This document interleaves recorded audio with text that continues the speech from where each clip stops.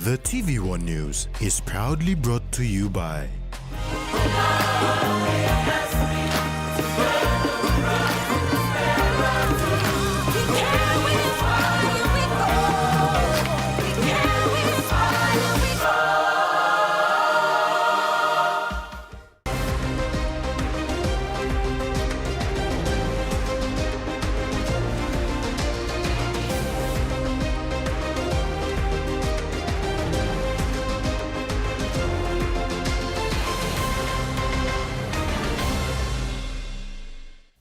Hello and welcome to TVWAN News. I'm Jasmine Irojak.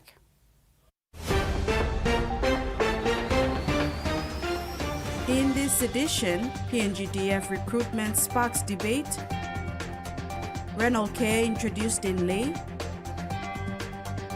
and Medang schools engage PNG RFL on academy. Concerns over Defence Force recruitment heated debate in Parliament, with ECPIC Governor Alan Bird warning that the issue could impact the credibility of the 2027 national elections. Speaking as chairman of the Special Parliamentary Committee on Elections, Governor Bird raised alarm over reports that a large number of recruits may be coming from one province. He said this could undermine public trust and questioned whether the recruitment process is fair and transparent. Deep concern on what I see as the tribalization of the Papua New Guinea Defence Force. I say this because 50% of the recruits are apparently from one province.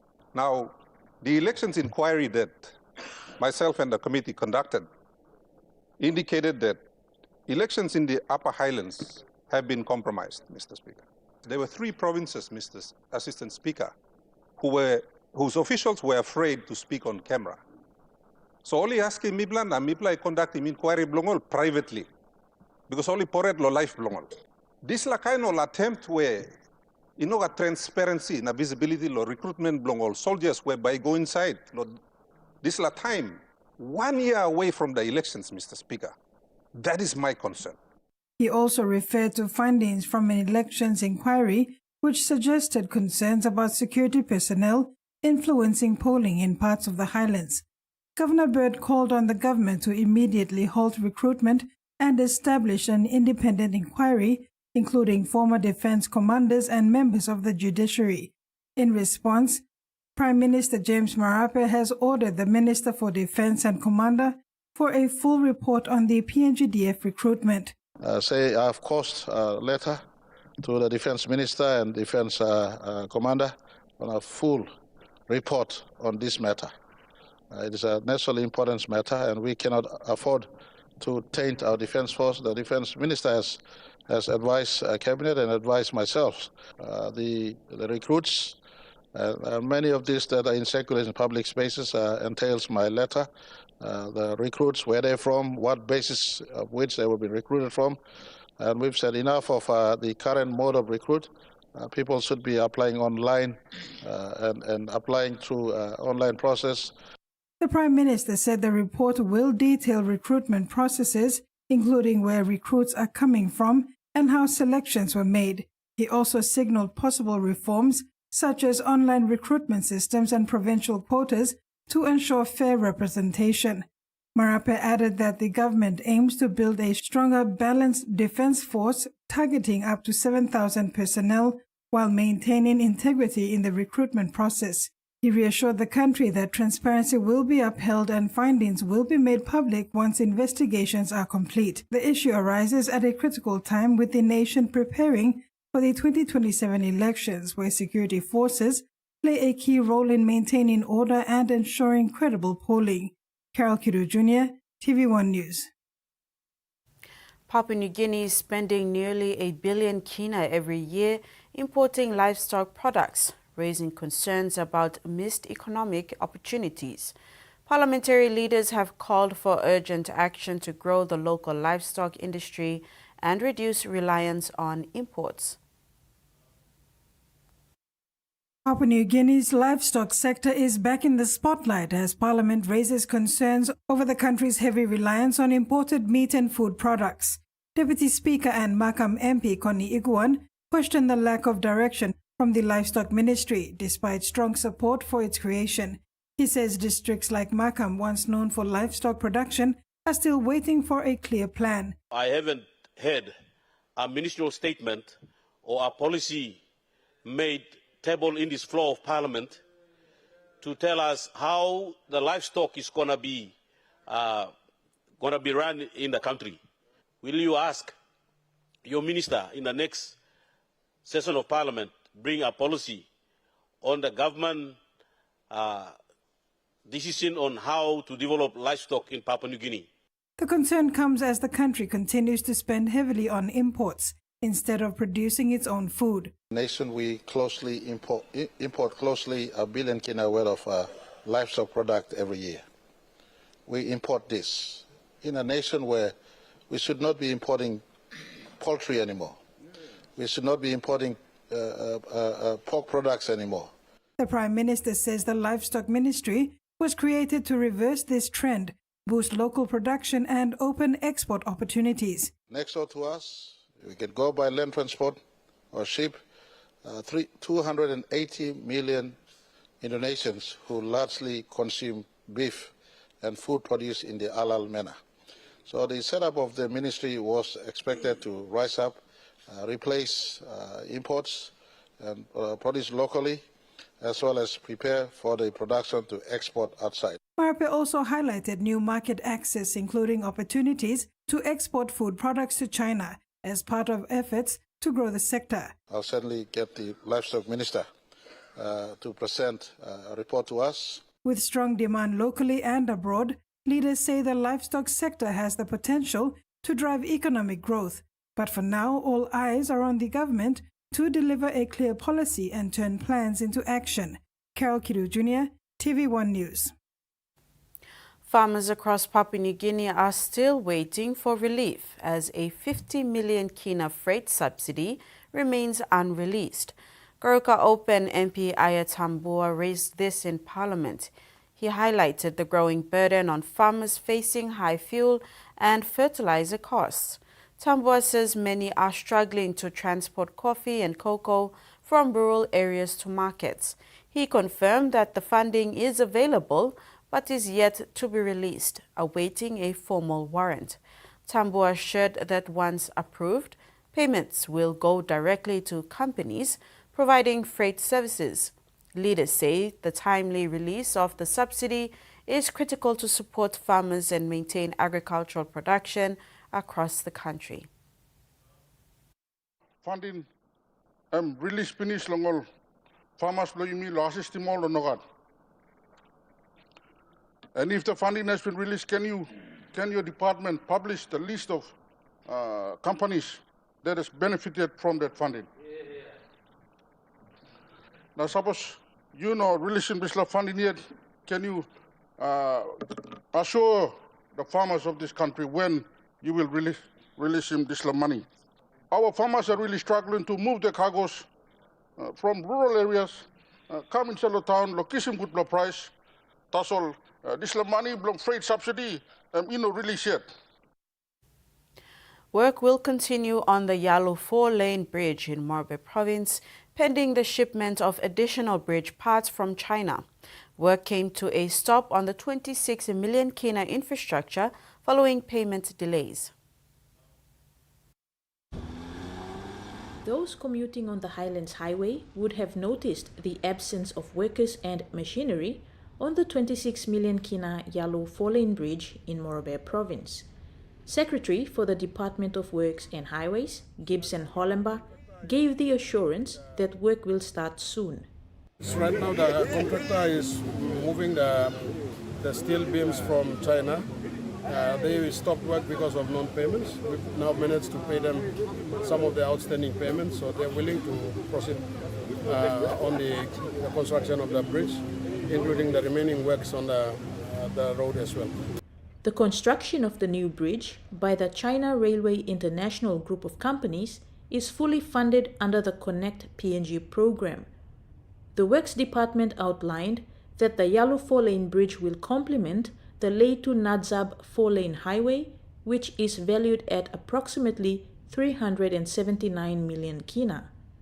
The Yellow Bridge plays an important role in linking the industrial hub of Lae to the inland districts of Morobe, Medang, and the Highlands region. Kamela Guare, TVWAN News, Lae. More than 400 students at Konga Primary School in Siwai District, Autonomous Region of Bougainville, are now enjoying learning conditions under improved water and sanitation facility. For years, students at Konga Primary School in Siwai District faced daily challenges accessing clean water and proper sanitation. Many had to walk long distances to nearby creeks, often missing valuable class time. Grade 6 student Jacoba Hururo emphasized the struggles her and her peers faced when going to school. Pasa, go down the creek, go down the mountain, go down abisilik bush, go down nan pasago was drink wara. Natulit lang pa to, I'm stop long way likli close school. Tapos sa struggle straight. That has all changed now. With funding support from the European Union under the South Bougainville Wash Project, new ablution blocks were opened in October 2025, bringing clean water and proper sanitation closer to students. Prior to Plan International and the WAS project coming into Konga Primary School, this school was having a lot of issues. And now that we have an ablution block completed in this school, the school is experiencing a lot of improvement in terms of behavior change and also the usage of the facility and reduction of open defecation. The project includes separate facilities for boys and girls, along with a water system designed to support the school's growing population. Previous years, mi plabin sa lukim also planti mal bagyaman to kangre na golam plesa. So Lodis plasite mi plabin improve liklik ta mi plagat this la facility. Kempa hama mas no through straight because babin sa long way straight and babin sa mission sabda lessons. So short teacher explaining about then go down the creek, go to toilet. Sa sempa se hama mas because toilet stop close to one. So when go harap na come back harap na exit lesson the teacher. Under this project, World Vision was really supportive in terms of sourcing the materials for Plan International all the way from Lae. And that was, I would say, that was done on time, and I would really want to acknowledge World Vision for that partnership and the support that they provided in providing the materials on time, procuring it on time as well. Access to clean water is not just improving health, it is helping students stay in school and succeed. Water is very important to us. Without water, we cannot survive. You're watching TVWAN News. When we come back, Renal Care introduced in Lae and POMTech boosts PNG workforce.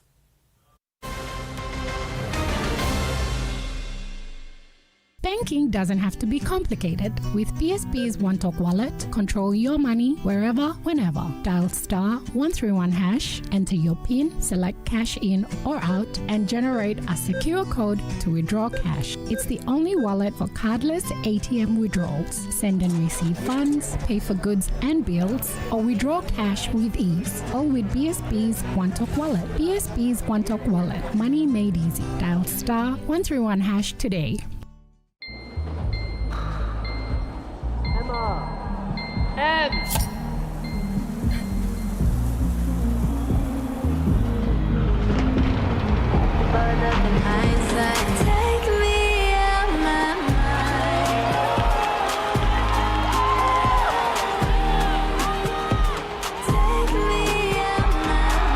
When you're all in, anything can happen. Grab a Coca-Cola and enjoy the moment.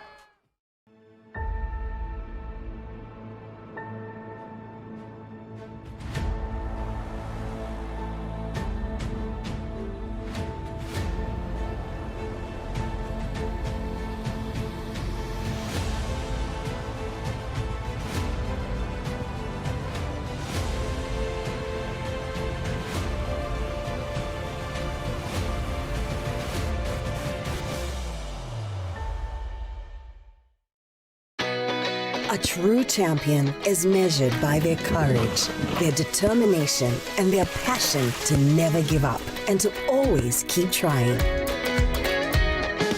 With a delicious Milo in milk taste and added nutrients, Milo in milk is a great way to fuel our little champions with nourishing energy every day. Because true champions give it their all. Milo, PNG and Mia. Find PNG made. The PNG LNG project has now generated more than 30 billion kina for Papua New Guinea since production commenced. Nearly half of this amount has been paid as tax. Equity distributions are paid to KPHL and MRDC based on the interest they hold. Tax is paid to the IRC, while development levies and royalties are paid to DPE. New Fabuloso multi-purpose cleaner with an irresistible fragrance that lasts all day long, creating a field of flowers in every corner of your home with an irresistible fragrance that lasts and lasts all day long. Fabuloso, irresistible fragrance.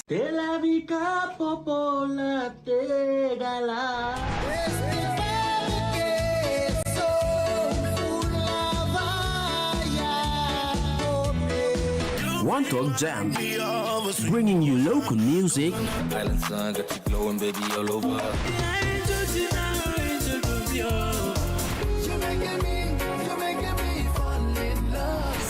and Pacific music.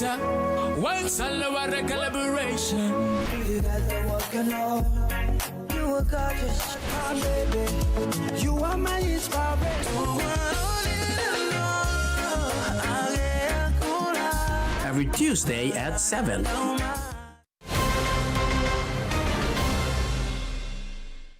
Thanks for staying with us. The government's performance and readiness for the 2027 elections was questioned in Parliament today. North Fly MP James Donald asked Prime Minister James Marape to outline key achievements since 2019. He also raised concerns about election transparency, including why some seats are declared earlier than others. Prime Minister Marape responded that election outcomes are decided by the people, stressing that no government can predict results before polling. He said the government will present its record to the nation and allow voters to decide. On election concerns, he explained that early declarations are due to logistics and planning by election officials. And how do you plan to address the challenges ahead? Additionally, what do you plan to ensure that 2027 national general elections are free, fair, transparent? And what specific measures will you implement to strengthen the electoral system and prevent electoral irregularities? Many of us wonder why some of the seats get declared first with no records of informal votes or any form of delays. Thank you, Assistant Speaker. Patients in Lae with kidney or renal problems no longer have to travel to Port Moresby to access treatment.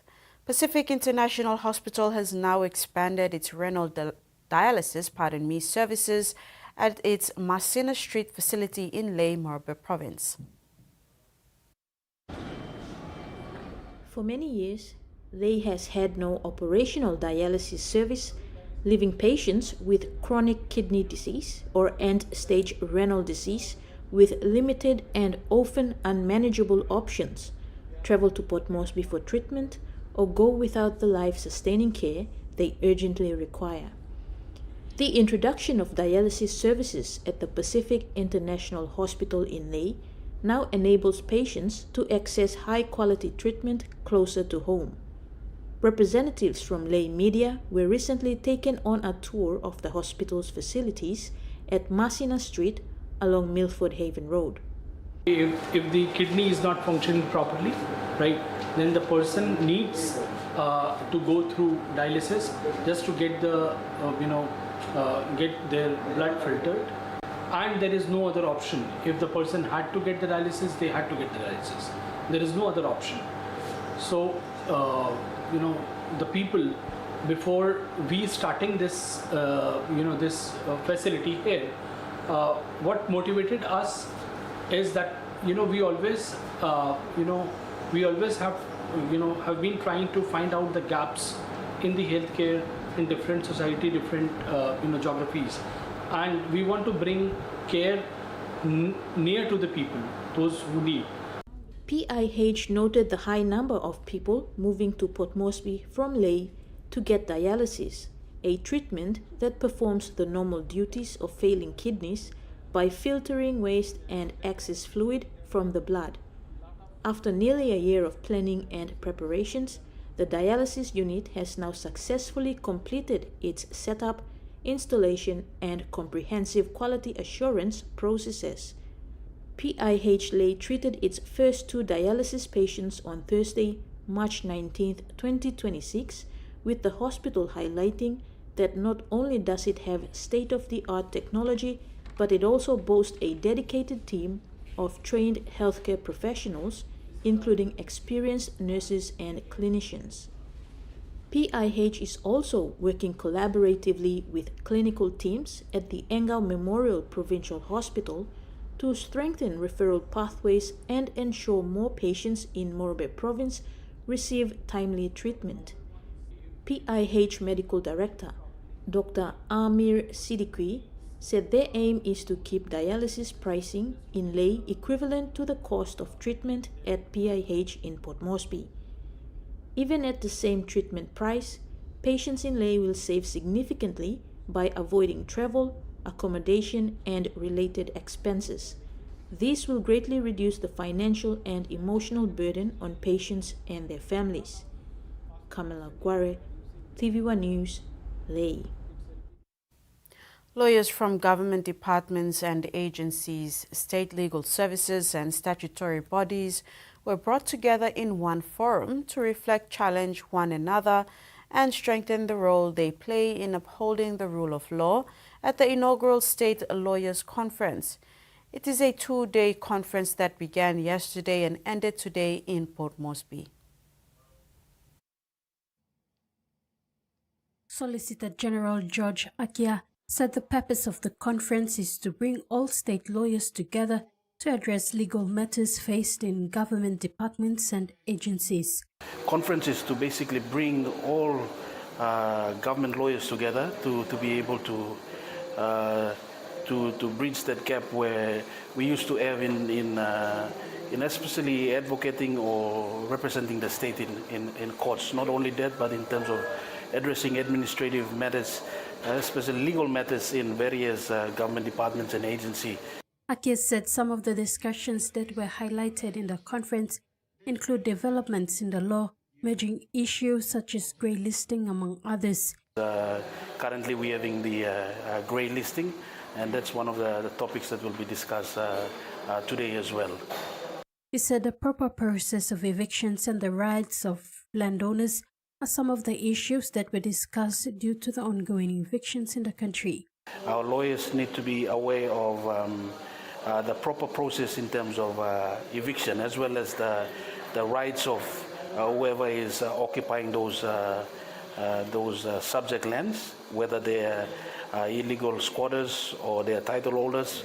He said transfer of land titles, cancellation of titles, and correction of titles processes were also discussed for lawyers to understand when dealing with land matters in court. Department of Lands and Physical Planning to discuss the process in regards to transfer of titles, cancellations of titles, correction of titles. Lands Department is one of our biggest clients, which have a lot of cases against the state in regards to how state leases are transferred or cancelled. Meanwhile, Minister for Justice Pilan Nenenge addressed the lawyers this morning, saying the conference will now become an annual event for state lawyers to meet and discuss developments in the law, address emerging legal issues, and most importantly, align their efforts to advance the state's advocacy and strengthen good governance. The outcome expected from this conference are to strengthen legal compliance across government, support enforcement agencies with sound legal advice, close gaps that enable abuse, corruption, and financial misconduct, and work collectively to restore confidence in our court systems both domestically and internationally. Tracy Pa, TV1 News. The number of judges sitting at the Supreme Court will be fixed when the three-tier court structure is fully functioning, says Solicitor General George Akia. Akia explained that these judges will only take proceedings at the Supreme Court level and will not sit in for other jurisdictions such as the National Court or the Court of Appeal. Three-tier court system, we will have the National Court will still retain its jurisdiction as the court of first instance, where any proceedings can be filed and instituted, whether civil or criminal. And then we'll have the court of appeals. So that's where appeals from the decision of the National Court will go up to the Court of Appeals. So the Court of Appeals is inserted in. And then way at the top we have the Supreme Court. So the Supreme Court is the last high court where constitutional references will be filed. It will be also a court of first instance as well. And then the very last court with highest jurisdiction, yes. So under the amendments that are coming out, there'll be a fixed number of judges that will sit in the Supreme Court. These judges won't come down to the Court of Appeals or even the National Court. Port Moresby Technical College has added nearly 1,000 skilled graduates to Papua New Guinea's workforce, marking a major milestone in technical and vocational education and training. A total of 998 students graduated today during the institution's 62nd graduation ceremony, the second batch for the year, held at the Sir John Guy Stadium. Principal Henry Wamaingu congratulated the graduates and urged them to be productive as they enter the workforce. A total of 998 students graduated today during the Port Moresby Technical College 62nd graduation ceremony, adding value to technical and vocational education and training across the country. Graduates receive qualifications across a range of levels, including extension courses, national certificates 1, 2, and 3, as well as diploma programs in technical and engineering trades, construction and industrial skills, and business and creative studies. Beyond these celebrations, this year's graduation also highlighted strong industry confidence, with several organizations recruiting Port Moresby Technical College students even before completing their studies. Notably, PNG Power has already recruited 70 graduates. College Principal Henry Wamaigu acknowledged the vital role of industry partners, thanking stakeholders for helping bridge the gap between classroom learning and real-world experience. Yesterday, CEO of PNG Power was here, and we had the opportunity to thank him and say thank you. He delivered our keynote address, and they recruited 70 of our students, as well as in the second batch to come, they might recruit another 50 or 60. Thank you, PNG Power. The graduation was guided by the theme Empowering the Future, Strong in TVET, Strong in PNG, reflecting the institution's commitment to strengthening the country's human resource capacity. Michael Tamtipais, TV1 News. Nasfund PNG has hosted its 2026 annual CEO Business Breakfast this morning at the Hilton Hotel, bringing together key stakeholders and members to highlight their strong performance in previous years, including media results and additional growth initiatives which have strengthened the organization's position in the growing world. Nasfund Chief Executive Officer Rajiv Sharma has praised the employees and members of the fund for their consecutive efforts over the years to achieve the results. One of the key areas that was presented and highlighted was Nasfund's continued record performance over the past years, as seen in 2024. The organization maintained its momentum, and this has carried into the current year, and also the contribution to the PNG economy. The 2025 financial year marks another milestone for Nasfund, with a massive increase following the profit declaration. Nasfund recorded 13% growth, reaching an after-tax profit of 1.086 billion kina. Now look at 5 years performance. We've grown significantly from 5.94 billion to 9.45 billion of NAV. Annual crediting rate is consistent. 5 years net profit after tax consistent. Our membership is pretty much growing about 4%. Other presentations highlighted include financial performance, investment returns, membership growth, and key strategic initiatives. According to CEO Sama, the fund has expanded from less than 1 billion kina prior to year 2000 to approximately 24 billion kina today. About 23 billion kina has been accumulated across all funds for members. However, he warned that early withdrawals before retirement, known as liquidity leakage, can pose a risk to the fund's long-term investment. Sama adds Nasfund members to save and invest for long-term benefits after retirement. Michael Tamtipais, TVWAN News. And now the finance news. The kina closed lower at $0.2317 in the interbank market. At Bank South Pacific, our kina was buying $0.2242, $0.3171 Australian dollars, $0.1850 euro, and 35.31 Japanese yen. Looking at commodity prices at New York close, gold, coffee, and cocoa closed higher, palm oil, crude oil, and copper closed lower. And on the stock market, the Dow Jones closed lower, ASX closed higher, and all ordinaries closed higher as well. You're watching TV1 News. Stay with us. We'll have the day's other stories when we come back. For too long, banking has felt out of reach for many. But now, BSP's OneTalk wallet is here to change that. Send and receive money, pay bills, and top up. It's your money, wherever, whenever. Because at BSP, we are committed to improving how our customers connect to our OneTalks, to our family, to the ones we love. BSP's OneTalk wallet. Money made easy. Dial *131# for everyone. The PNG LNG project has now generated more than 30 billion kina for Papua New Guinea since production commenced. Nearly half of this amount has been paid as tax. Equity distributions are paid to KPHL and MRDC based on the interest they hold. Tax is paid to the IRC, while development levies and royalties are paid to DPE. Great crusade of power and miracles with Bishop Randall, who has traveled to many nations preaching the word of God. Now he is coming to Papua New Guinea straight from Australia to minister on Resurrection Sunday, only one day even at 9 a.m. at Sir John Guy's Outdoor Stadium. Bring your family to be at the foot of the cross, and also you will be receiving a free bottle of the blessed oil. Call us now 7422-9960 or 7899-8678.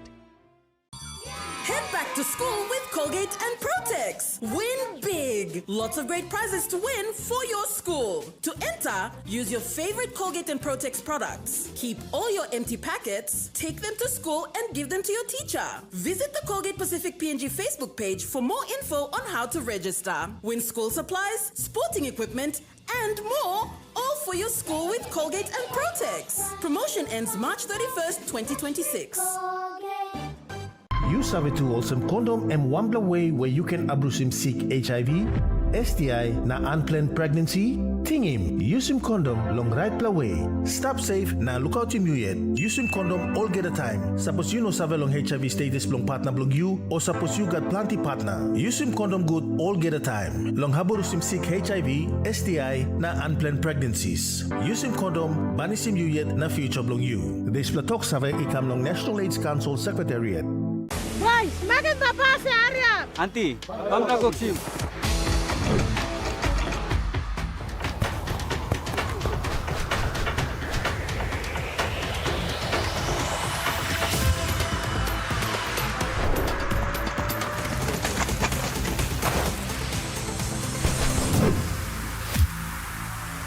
David Loran.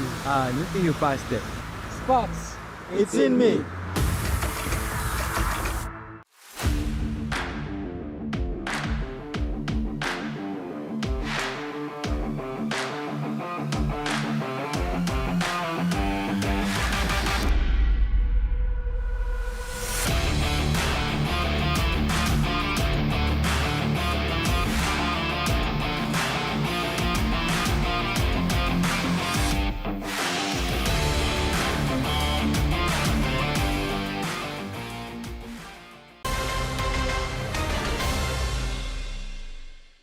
Thanks for staying with us. As war in the Middle East drags on, some Alice Springs residents are wondering whether intelligence from the U.S.-Australian Joint Defence Facility on the edge of town is being used to help coordinate U.S. and Israeli airstrikes. For those residents with families in the Middle East, what's happening in their backyard matters deeply. As the death toll rises in the Middle East, Alice Springs residents with family there want to know what role intelligence facility Pine Gap may be playing in the war. If the Pine Gap has been involved in those incidents, I guess it's condemnable, I would say. And we should, as Australians, we should look into it. Mr Ali is from Pakistan, which borders Iran, and moved to Australia in 2014. He's horrified by the bombing of a school which killed more than 100 children, still under investigation by the US military. It's totally outrageous and unacceptable. 3 weeks into the war, the Australian government says it won't comment on Pine Gap. But experts say they're convinced the spy base plays a crucial role. We are involved in, together with other parts of the American intelligence system, in collecting data which is extremely important to the Israeli conduct of the war and now to the conduct of the war in Iran. Lebanese-Australian Ellie Melky has called Alice Springs home for 26 years, now forced to cancel plans to visit his sick sister in their homeland. It's a life and death thing for my sister, and it's also a concern and a real worry for my family in Lebanon. Even so, Mr Melky supports the US-Australia alliance, as does defence expert Jennifer Parker. I actually do think that supporting the US and certainly supporting the defence of Gulf states is in Australia's interest. So too, the need for secrecy. Undermining that network by being specific about what Pine Gap may or may not collect on every day would actually undermine our security. But that doesn't sit well with Mr Ali, who hopes bombs falling near his homeland aren't using target intelligence from just down the road. Australia's Energy Minister says at least 500 petrol stations without fuel, announcing new measures to get more diesel to pumps across the nation. The supply squeeze is driving up costs across the economy, hitting farmers, truck drivers, and now Australia Post, with price hikes coming for mail and parcels. Counting his costs in kilometres. Frank Black's last journey from Brisbane to Sydney emptied more than his fuel tank. If your fuel has gone up $1 a litre, you're $500 worse off. And that's one day's work, forcing truckies to rethink which contracts they accept. I can't drive up and down the road losing money. The fuel prices are just crippling. It's just unbelievable. Sorry, I might get a little emotional.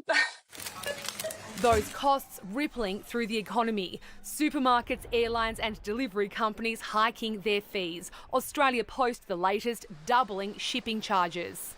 The sudden spike in prices leading to localised shortages. And across the country, hundreds of service stations are running dry.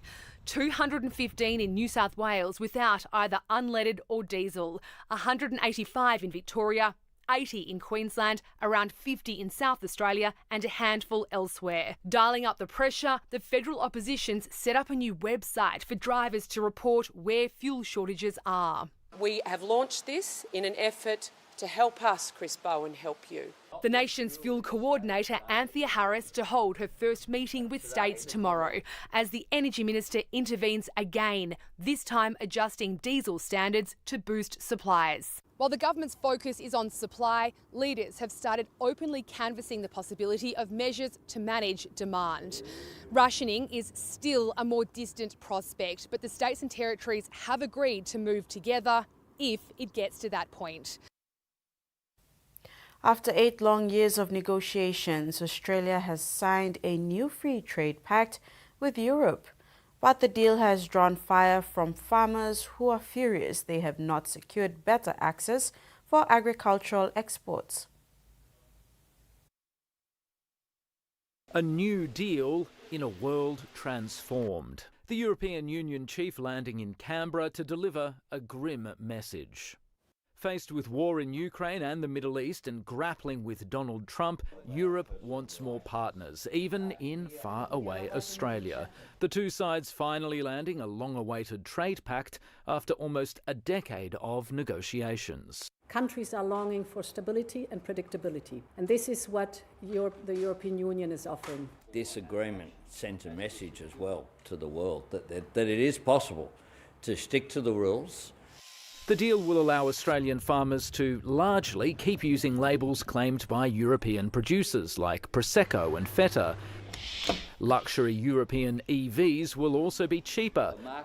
The pact opening up new export opportunities and cutting the price of imports. This agreement is worth $10 billion to the Australian economy on an annual basis. But some economists question that figure, while farmers are furious the government's given way without securing new concessions to get more Australian beef and lamb into Europe. It really is a very minor number, which is frustrating. This deal must go down as the worst trade deal ever. It's not just trade. Australia's also preparing to join a massive European research and development fund, while Canberra and Brussels have struck a new security partnership which will likely foster more industrial collaboration in defence projects. With the world in flux, both sides increasingly see the relationship not just as a luxury, but as a necessity. In Canberra, prices are rising and politicians are scrambling to support consumers. Diesel has reached more than $3 a litre in parts of the ACT, while unleaded petrol is above the $2.50 mark in many locations. The ACT Legislative Assembly has been debating the best way to ease the pressure, including a proposal to introduce 50-cent public transport fares. As the cost to fill up rises, so does the incentive to use public transport. So I've parked my car at Gungahlin and caught the public transport in just because can't afford to drive in, can't afford the parking. The Canberra Liberals wanted to make catching a bus or light rail even more appealing, proposing to slash fares to 50 cents during the current fuel crisis. 50 cents? Yeah. But 50-cent fares would make it a lot easier to get to and from work. Some of the solutions are expensive, but I don't recall when we were in the middle of the COVID crisis, I don't recall people asking questions about how are you going to pay for these emergency measures that are required right now. The Greens wanted to go even further, making public transport free, with the federal government footing the bill. If we were to offer up free public transport, I think the community would embrace it. There's a need for it. The Territory government takes a different view. Our focus is on improving public transport services. What the government's focused on is improving the frequency of public transport services. Well, the ACT government's focus is on improving services. In the end, the Assembly voted largely for the status quo in the short term. No free public transport and no 50-cent fares. Instead, MLAs voted to lobby the Prime Minister to get the Commonwealth to cover the cost of reducing fares, while the Territory government will now also consider free public transport for concession card holders. As the fuel crisis continues, a growing number of Canberrans are opting to work from home. We're calling on the Public Sector Commissioner to make sure that agencies are facilitating a common sense approach to approving working from home applications. But more people working from home means a drop in the number of people coming into the city and spending money there. If this situation prolongs itself and becomes a long-term working from home position, then that is going to have real impacts on businesses. A crisis showing no sign of easing. And that ends the news segment. Later in sports, Academy program relaunches and 37 match officials accredited.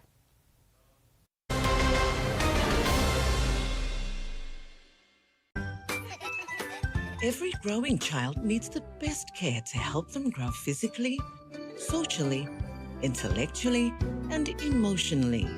That's why I choose Tender Care. It keeps skin clean and fresh and is hypoallergenically tested for gentle and safe protection. So my child can be protected for all of life's adventures. Tender Care. Why, Woi, semakin bapak Arya. Auntie, come back Oxim.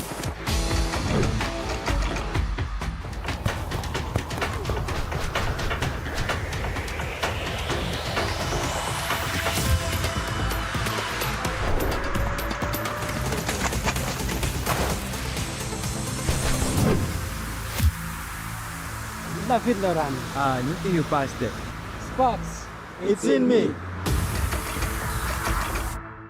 Ready for the world, so is your TISA Visa card. Visa keeps you moving wherever you go, Papua New Guinea or abroad. Seamlessly pay for travel, dining, online shopping. Easily access your funds and instantly track your expenses. Every tap comes with security, trust, and peace of mind. Unlock the world of possibilities. And it all starts with the new TISA Visa card. What would you say to 6 months free bonus credit? Wowee! That's right. Get the Wowee 4G LTE smartphone from Digicel and you'll enjoy 35 Kina bonus credit every month for 6 months, plus a whopping 50 gigs of data and 60 minutes free talk for 7 days. Hurry! Get your Wowee 4G LTE smartphone for only 199 Kina at a Digicel store or agent today and say Wowee to a total of 210 Kina free credit. Only with Digicel. Here we go, ladies and gents. Josh James gets us underway. Shapes the kick, goes himself, makes a break straight through the middle. Still the fifth tackle here. Picks up the ball and he races away. There's no one in front of him. Taking away, beautiful offload. The Blackhawks draw first blood. Short pass away, Ryan Foran crashes over. They hit back. Dummy stepping, going straight through the middle. Plants the ball down. Sunny Wobble, Lama. Good hands down the touchline. Make your weekend catch-up count. You want to fight one time, longer time now. You too. You know that thing good na di now, ah? Hey Dad, can you move a little bit? What did you think of us? A bank? Thank you. The most important reason we're doing this operation is to get rid of Carlo Dalisa and Task Force Akira. We had no choice but to do this. What's your favorite drama every weekend this March? Only on TVWAN Plus. Egan on the Barnett. Barnett, the short ball. The front rowers combine. Ruai, they've got it. They've got it. Samuela by Eden. 2-2 Munster. Very skinny short side. Jordan Ricky. Vargas his way over. Off with the Karina pass. Kai's got away. What the icing on the cake. Right Vitali stands with the front.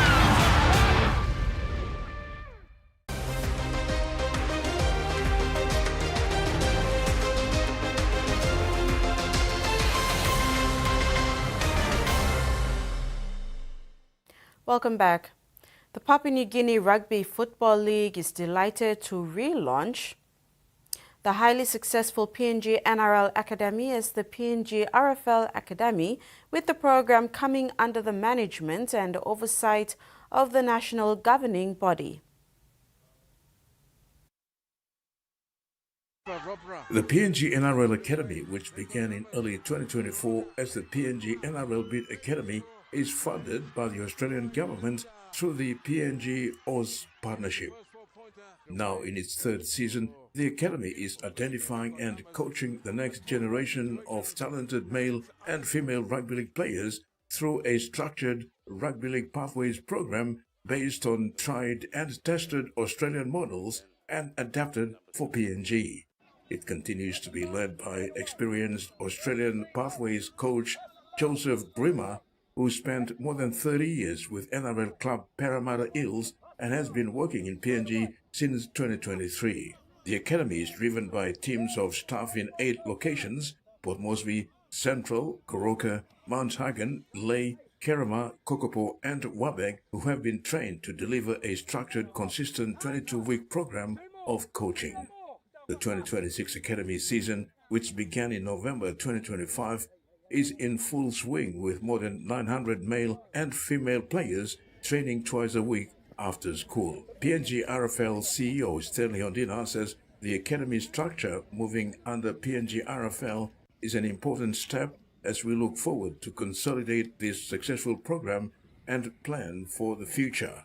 He said the PNG NRL bid achieved its goal by admitting the PNG Chiefs into the Australian National Rugby League competition and establishing these pathways, and is the appropriate time for a name change and for the academy to become part of PNG RFL structure. The PNG RFL looks forward to future aligning the academy with its pathway programs and competitions, including the men's and women's national youth competitions. Terry Longwood, TVWAN Sports. 37 referees and touch judges have been accredited through PNG RFL Better Development Accreditation in preparation for the kickoff to the national competitions on the 12th of April 2026. 37 accredited match officials, 3 are women referees. Participants attended the workshop from across the country. The match officials completed a 2-day workshop covering 16 training modules delivered with the support of the Papua New Guinea Rugby Football League, Queensland Rugby League, National Rugby League and the Pacific All Sports at the Santos National Football Stadium. The 37 match officials are the first to achieve the accreditation for the 2026 PNG National Rugby League competition season, allowing them to officiate across all 5 PNG NRLC run competitions. The accreditation process forms part of the PNG RFL's commitment to strengthening standards and professionalism within the game. The workshop is part of an ongoing capacity building initiative organized by PNG RFL and PNG NRLC to improve match officiating and game delivery in Papua New Guinea. Kriya Bag, QRL development coach, who facilitated the workshop, spoke on the importance of the program. Coming into a new season now, there's new rules that will be coming out in 2026. So it's from the PNG RFL. We need to be making sure that we're refreshing our referees, we're educating them, we're giving them everything everything we can give them, so that when they go out in the field, we deliver a good quality game. I think the biggest focus for us now is the video reviewing, making sure we're giving them the right tools that they can watch their games back, give their video review and more in-depth coaching. Definitely to all our Judicial referees and all our up-and-coming referees. Back said PNG RFL Chief Executive Officer Stanley Hondina delivered the closing remarks and congratulated the participants. So me, I'm a maslo. Look at you blogger Anna. Thank you last day blogger. Thank you Tony. Giving a team putting together on QRL and stuff. Now we look at game and plan the synergies. Implementing what's happening. So opportunity now possible finish here. All this will go into my sideline database recording something we come into that part of the game. Me walking me looking Greer lab Greer has been helping us in the last 1 year something now. He's continued to be with us. So these are investments we are making to better the game. Let's do what best we can in our space and time and take this game to the best we can for this season. Heavenly Paul, who officiates in the Santos Cup, National Youth Competition, and the Digital Action Mobile Cup, also shared her experience. Workshop start Friday coming up now. I want them agree teaching me plant something. Some plan savvy, some plan clear, but the same explaining practical theory one tell of film, some me understanding the mix. Line plant is something longer. Terry Longwood, TV1 Sports. The Madang Schools Rugby League is excited with the prospect of being affiliated to PNG Rugby Football League, with the intending academy discussions held yesterday in Madang. The PNG RFL engaged with key stakeholders, including schools, on the academy program and the need to engage Madang to promote emerging rugby league talents. Head teacher of Holy Spirit Primary School, Francis Arigini, is an avid sports influencer, especially in rugby league, who took the initiative with current Madang Schools Rugby League president Tony Pip to revive schools rugby in 2023 to address school fights and violence. Arigini raised with PNG RFL executives that Madang had a long-standing history prior to 2023 of inter-school fights, which in most cases led to injuries and even deaths. Whilst trying to address the issue, Arigini capitalized on the idea of taking students away from idle afternoons and created a space where students were able to challenge each other in a safe space and harness their playing skills. This saw the creation of the Medeng Schools Rugby League. We had school fights. That was the issue in Medeng, so we have this school, that school, EA in out. That was the situation, so we said, okay, let's find something for our kids. So that's how this Medeng Schools Rugby came about. And from that time up until now, there is no more school fight. So that's one achievement we had. President of Medeng Schools Rugby League, Tony Peep, added that since the inception of Medeng Schools Rugby League competitions, there has been less to no fights each year, and they have seen changes in attitudes of students on and off field. He added that with the PNG RFL Academy in place, this can have an impact on pathways for students participating. The attitude of the individual students in the classroom, their approach towards studies also improved. And some kids which we felt that they were not going to make it to high schools did make it to high schools. And that really motivated us to encourage the teachers to come together and keep this program going. The motivation that you guys are bringing in, it's the same concept but different direction. Yes. You're showing us that it can be done better if we all work as a team. PNG RFL Operations Manager Raymond Aru elaborated on the criteria needed in place for the academy to proceed. Much emphasis was given to the fact that the academy is not a separate institution. However, Medeng Schools Rugby League will have to identify a safe sports venue where selected student players will train at for 22 weeks.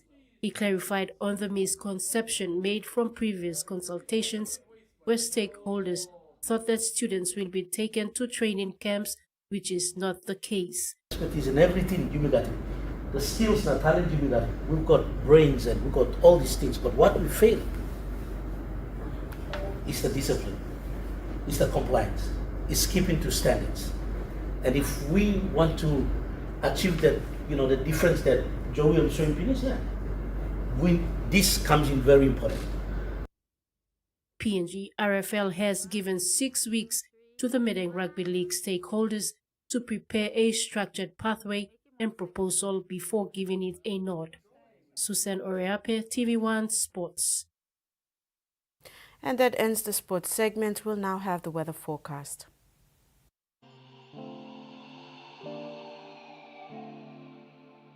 Regional forecast. Southern, Port Moresby, cloudy periods with afternoon rain showers and possible thunderstorms. Alotau, cloudy periods with rain showers and possible thunderstorms. Momase, Lae, cloudy periods with some rain showers, possible thunderstorm. Medang, cloudy skies with possible rain showers. New Guinea Islands, Kokopo-Rabaul, cloudy periods with chances of rain showers. Kimbe, cloudy with periods of rain showers and possible thunderstorms. And Highlands region, Gorokabans, Kundiawa, Mendi, Tari and Wabeg, cloudy periods with some rain showers and possible thunderstorms. Ocean forecast, Coral Sea, seas light to moderate with southeasterly winds of 10 to 20 knots. Solomon Sea, seas light to moderate with south to southeast winds of 10 to 15 knots. Bismarck Sea, seas light to moderate with northwest winds of 10 to 15 knots. Pacific Ocean, seas moderate to rough with northwest to northeast winds of 10 to 20 knots. And coastal waters forecast, waters of southern PNG Indonesian border to Daru to Kiwa Island, Karamayul Island, Hood Point to Samar Island. Seas 1 to 2 meters. Waters of Medang to Wewak, Banimo and northern PNG Indonesian border, and waters of Manus and its western group of islands, seas 1 to 1.5 meters.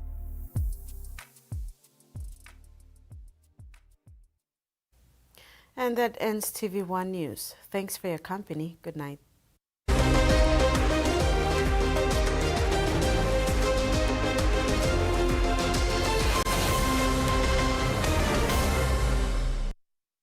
The TV1 News was proudly brought to you by